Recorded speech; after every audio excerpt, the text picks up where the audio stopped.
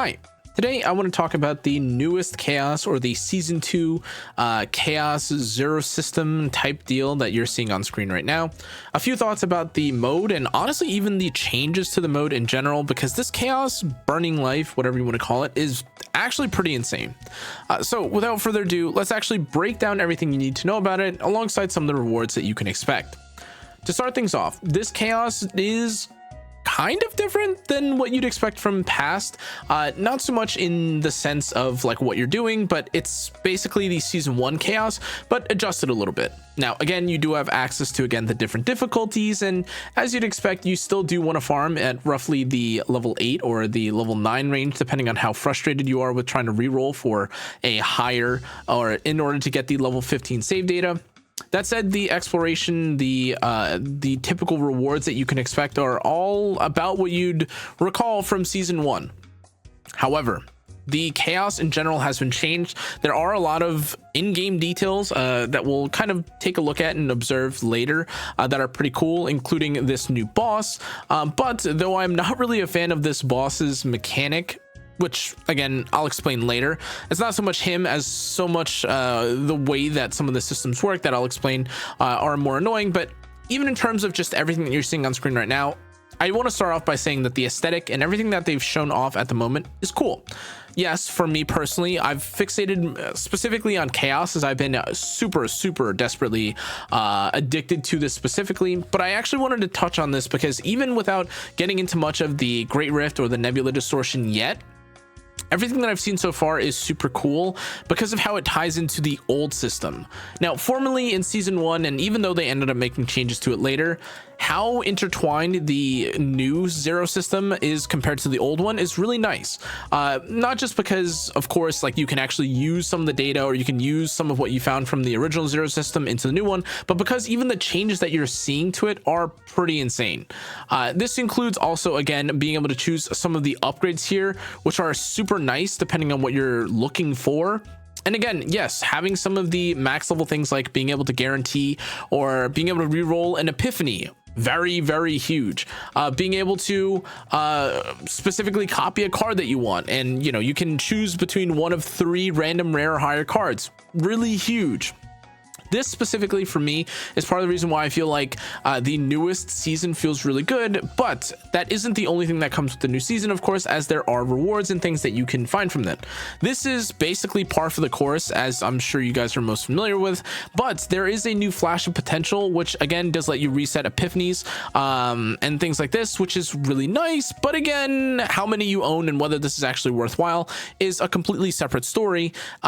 And I do also want to point out that though it is also nice to be able to use these flash potentials outside of combat in order to change your epiphanies, or outside of the chaos, the reality is that with how fast chaos runs are going right now, especially with 9, using this right now at least feels really wasteful by comparison to just running through, or just doing another run when you next feel like playing the game.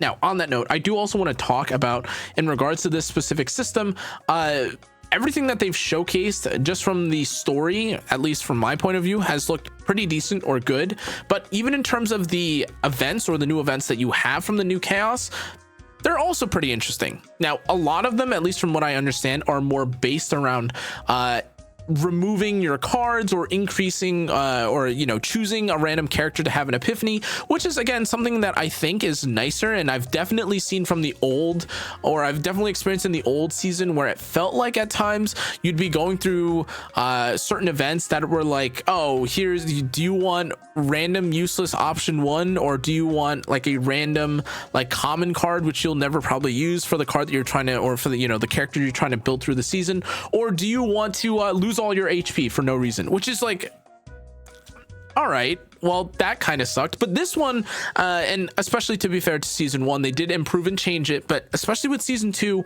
I've not really felt that at all. Yes, I do feel like at times there are still certain original zero systems where I would definitely want to farm out non-9 character builds, as again, though it is really nice to have the to really just run through and have this reroll system, or to use some of these radiant lives instead of having to use the other currency from the zero system to reroll. The reality is that what you have from the current chaos is already really good, and it doesn't feel like a chore for me at all to really go through this content anymore. Now again, this is part of the, this is likely due to how excited or how much I like the experience of playing 9. But even for the characters that we're seeing and have been teased, I'm really excited to try and build up these characters like very well, and with like very high dupe, zero, zero fluff in their build sort of setups, which is part of the reason why I think them changing the system of the chaos is actually almost equally as interesting as them designing new characters or introducing interesting characters as a whole. Again, to be a bit fair to like the characters that we've seen, I have been pretty interested, especially in characters like Serenial, Chizuru, Yuki, and Narja, and these are all characters that, despite me being very interested in them, and Serenial was definitely the outlier for this character, who I was so interested in Serenial, even though I didn't like the system of having to farm out builds before, I was still willing to bear through it and try to farm out a 4 homing laser build, which I never got, by the way. But even through this all, I feel, maybe this is like a bit of a hot take, but it has seriously felt like, because the gameplay or the combat loop or the gameplay loop is so enjoyable, that even if, and not saying I don't like 9, I definitely think 9 is probably my second or third favorite character in the game design wise, but even if 9 wasn't interesting, because of how fun it is right now in Chaos Zero Nightmare to farm out builds, I just don't mind running the roguelike over and over, because it's actually like infinite dopamine. Like the odds that you're going to have like that 4 deck at the end, and it's so much easier to do than before. Maybe it's like maybe I have like some crazy trauma from how unlucky I felt doing it in the past, but with how nice, and again, I wish this was Glaze, but it really isn't. I had definitely kind of put Chaos Zero Nightmare a bit on the back burner as other games had come out. But seriously, being as honest and truthful as possible, I am so incredibly addicted to running it back through not just the chaos, but through the original Zero system to try and get the upgrades, so that my experience through running through again any of the chaoses is just easier. And again, to be clear, if you're not familiar with what this process now looks like, the process of building your characters or building up a stronger save data, or rather a stronger chaos run, is so much nicer now too, because even during the run itself, if you find yourself with, say, a build that doesn't end up working, or for 9, if you guys are interested or have played 9, something you probably realize that a lot of people are recommending this extreme hue, myself included, of course, and it makes sense. This is like a 1200% damage multiplier epiphany, and that does an insane amount of damage.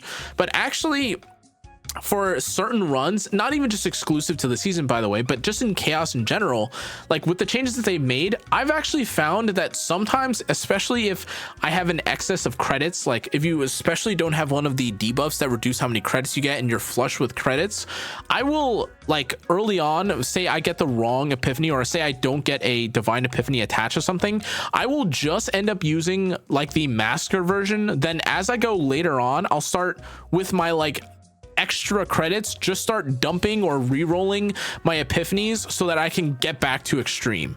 And again, I think that process is so insane, because if I explained this concept to you like months ago, or even when Chaos Zero Nightmare came out, you'd start laughing because that sounds unbelievable. Like it's not even the same game. And really, it doesn't feel like the same game at all either. Again, I apologize, because I know a lot of this will sound like, oh, blah, blah, blah, Glaze or whatever. But really, this is a pretty insane change in terms of the core gameplay loop of Chaos Zero Nightmare. And I can do really nothing but praise it. Now, again, if we want to be a bit more objective to the season 2 thing itself, or the season 2 event itself, the Great Rift isn't entirely out. I haven't touched Nebula Distortion nearly as much, and I'm not completely done with the season 2 activity as a whole, which, I mean, how the hell could you be? But the reality is that from what I've seen so far, I'm already more incentivized, or at least feels for me that I'm more incentivized to continue going through, clearing, beating things out, like getting to the end of stages, clearing out the supply shop, doing the challenge missions for more of these rewards.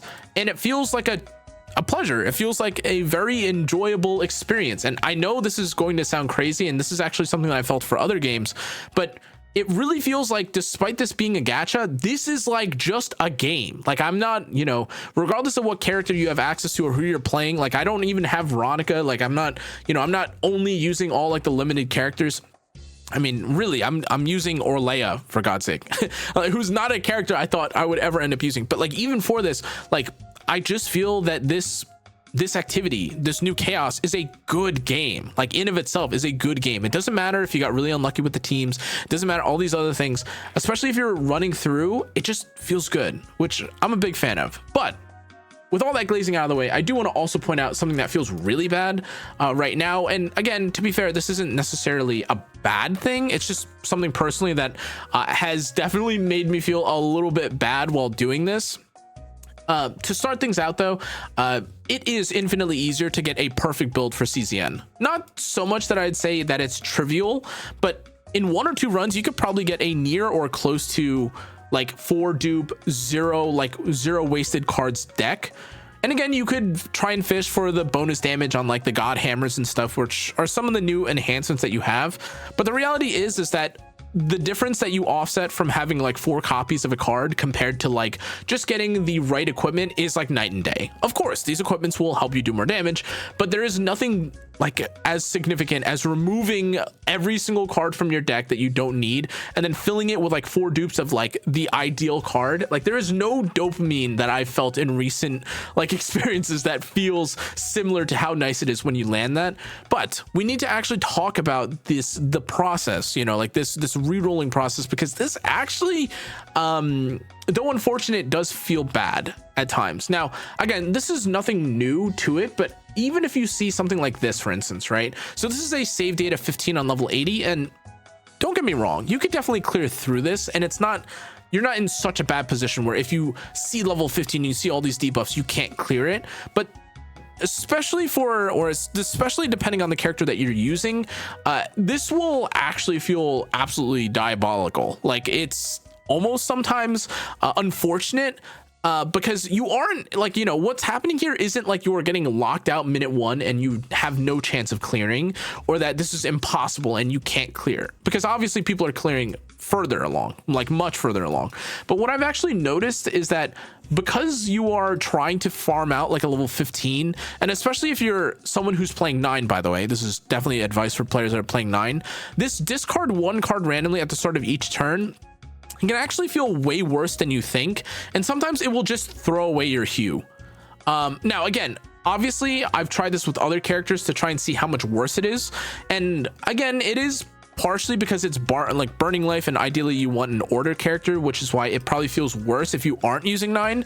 But if you are having to take Neglect, it feels almost like impossible to clear Burning Life sometimes if you just get unlucky. Now, again, I get it. That's the whole point of the Chaos Zero system, or like the Zero system in general. But this is probably the only thing that for me has felt really annoying, because again, though I had felt initially like, oh my God, you know, and I gotten a little lucky, like, oh my God, this is a game where like the game's changed, where now I'm not just sitting in Chaos Zero and I'm just like, or in the Zero system, and I'm just stuck farming for a build for eternity. Now, even as a more casual, or like even when I take the game more casually, I can build the deck that I want and then start competing like for the great nebulas and like, you know, the distortions and stuff, which is huge.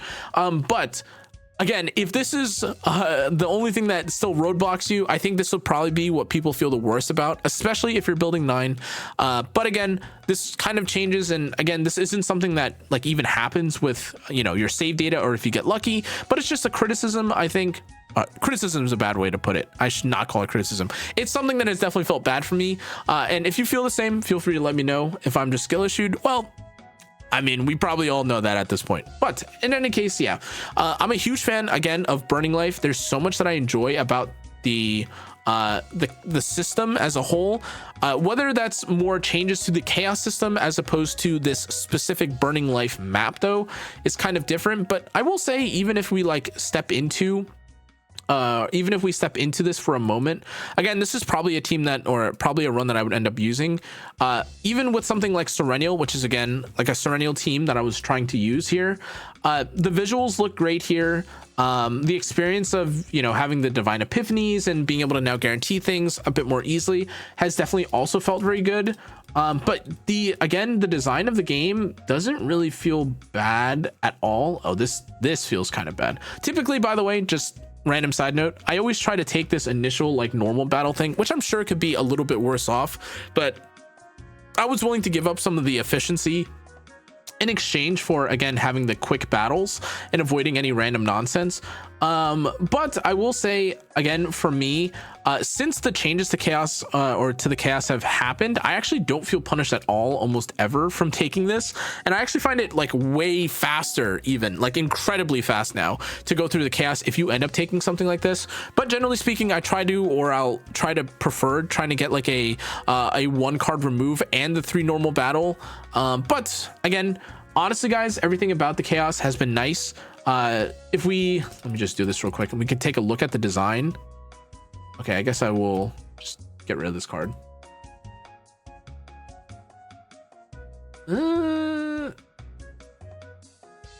All right, anyways, sorry, that's a new card for me, actually. I don't know if I've ever seen that specifically, but yeah, anyways, as we go into like the map itself, again, I think this is a pretty cool looking area. Again, everything is super sped up already as well, but that's something that we saw from before. Yeah, but honestly, I'm a big fan of everything that we've already seen, or that we've already had happen, or that we've already approached and been shown through the new Zero area.